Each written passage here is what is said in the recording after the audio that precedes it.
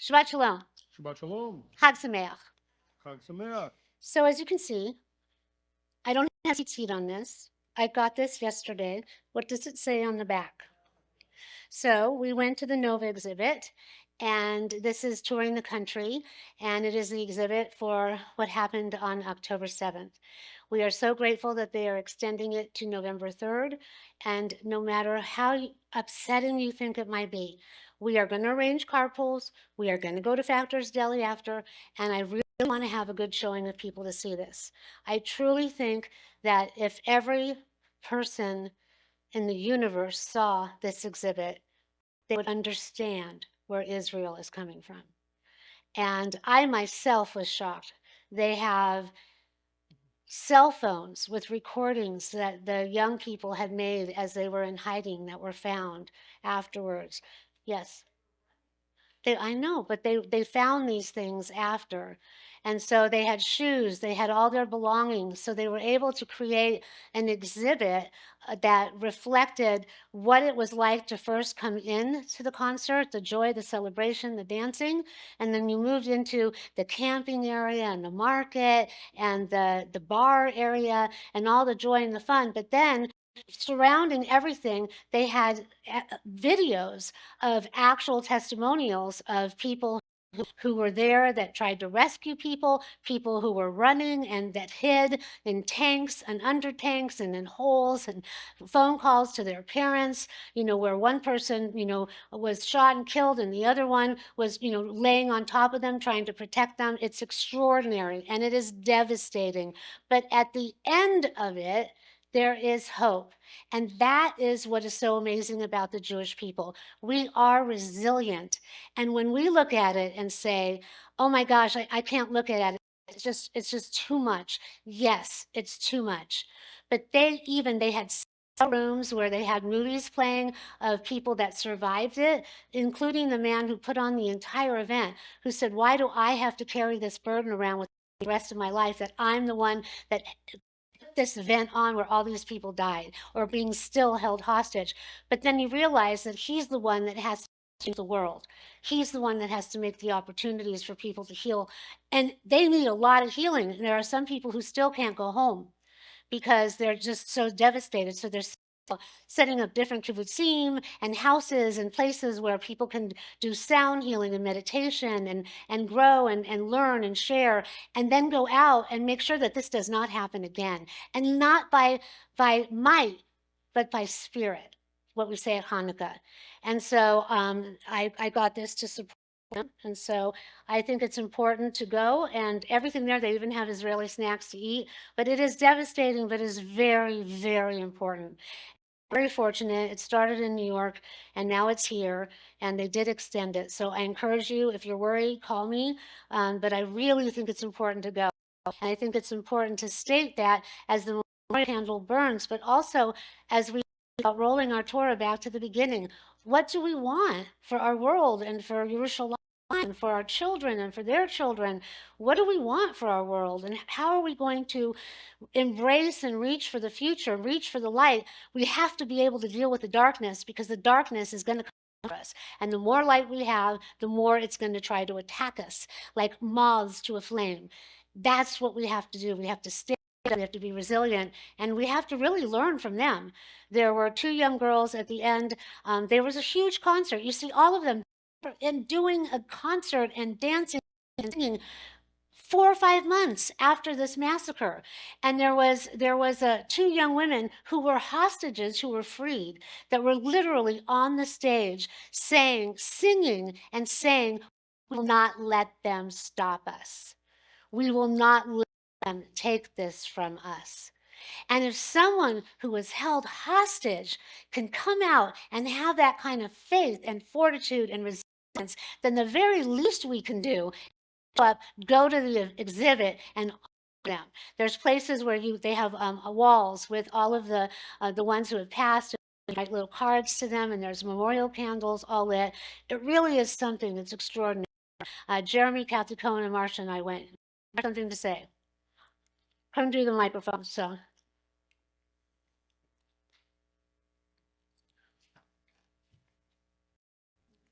Hi, I sent a link yesterday or the day before for a U.S. premiere of a documentary of one of the men who went in multiple times to the area and rescued over 100 of the people.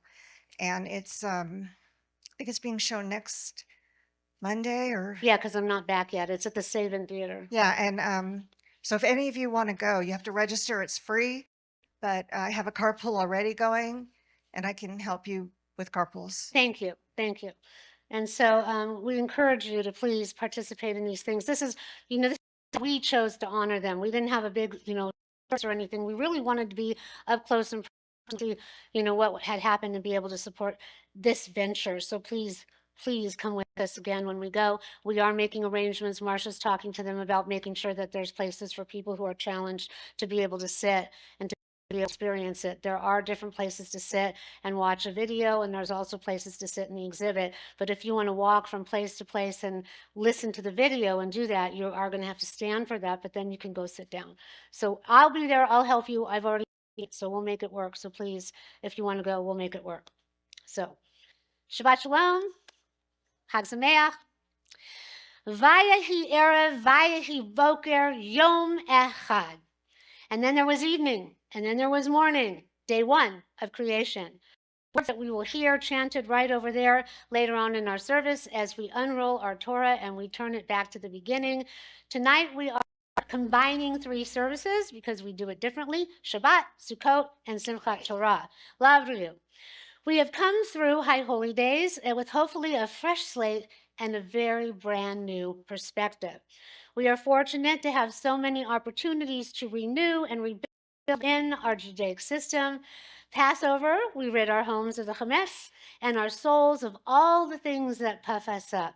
Slichot, we do the examinations of ourselves. We start that process of cheshbon hanefesh, the accounting of our soul, our actions, our motivations, and begin the process of turning and returning, turning inward to return to all that good and pure within us. We come in, we believe in Judaism pure, then we have our choices between good and evil, but we have a pure soul. We need to always make the process to that in order to reset and in order to recreate ourselves, jump-starting our process of teshuvah and the repentance that's necessary for the redemption and the ultimate renewal that is available to us during the High Holy Days.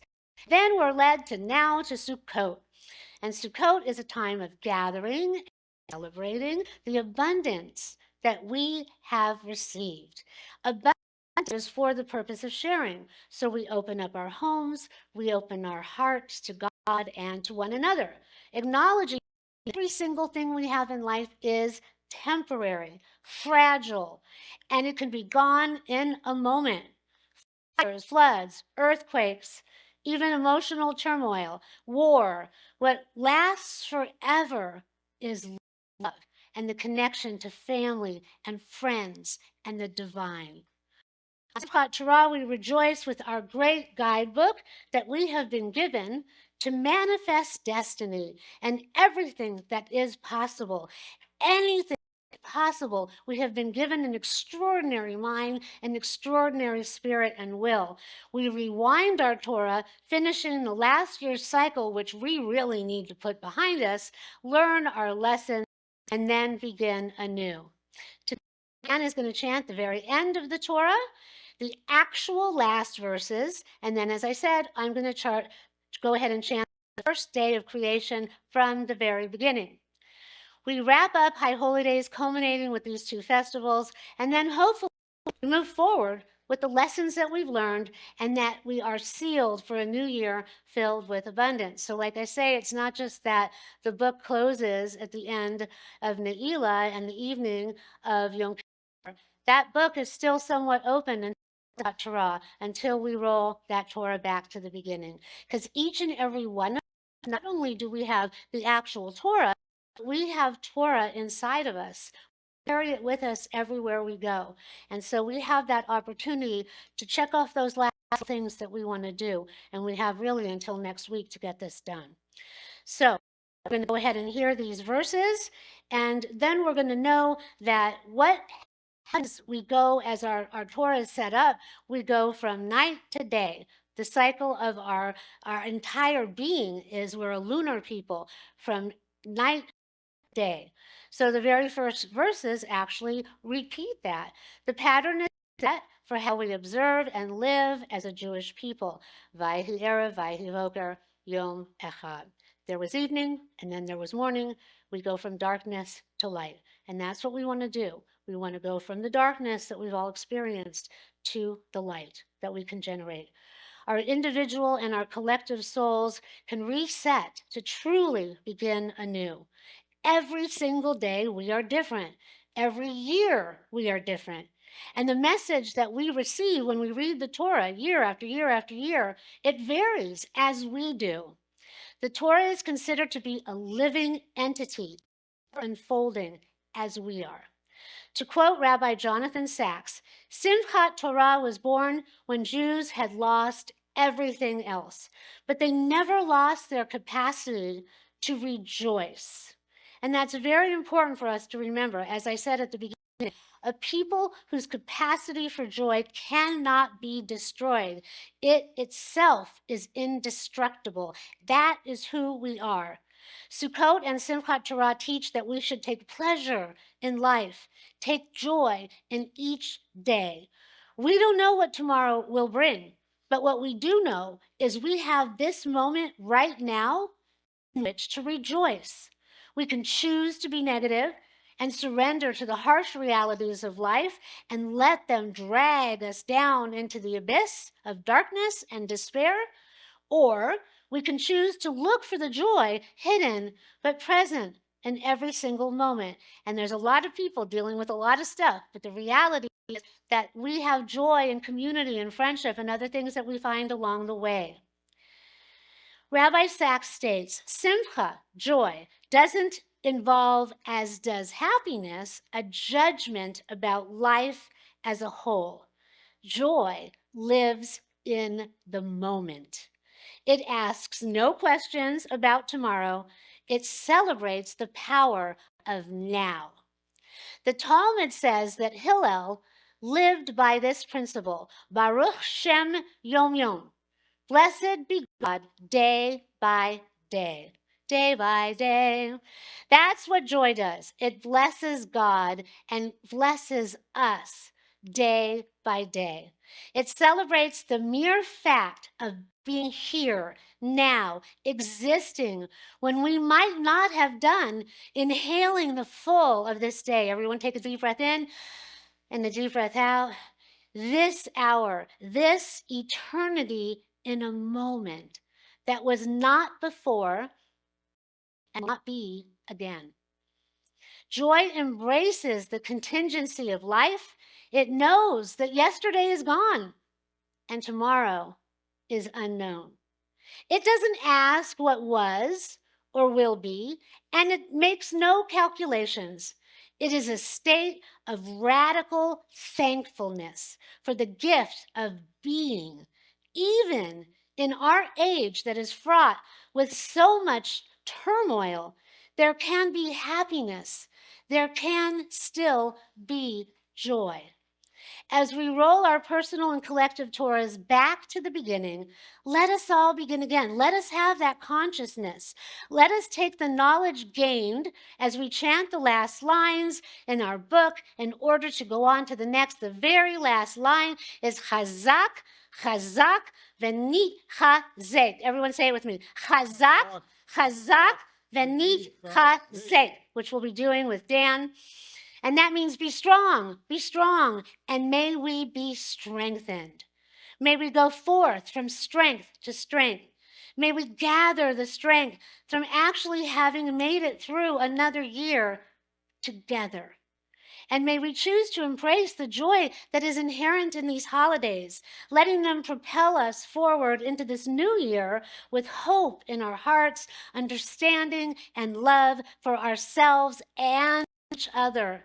And let us open ourselves up to the joy of life, embracing its fragility, acknowledging it amidst all of its inherent and possible wonder. And in the words of this Nova group in Israel, this is what they said at the end of the exhibit that we talked about at the beginning, as they're showing all of these young people who have come back together again. We will spread our love and light all over the globe. We will dance again. Kei Nihi Ratzon, may it be God's will. Shabbat Shalom, Chag Sameach.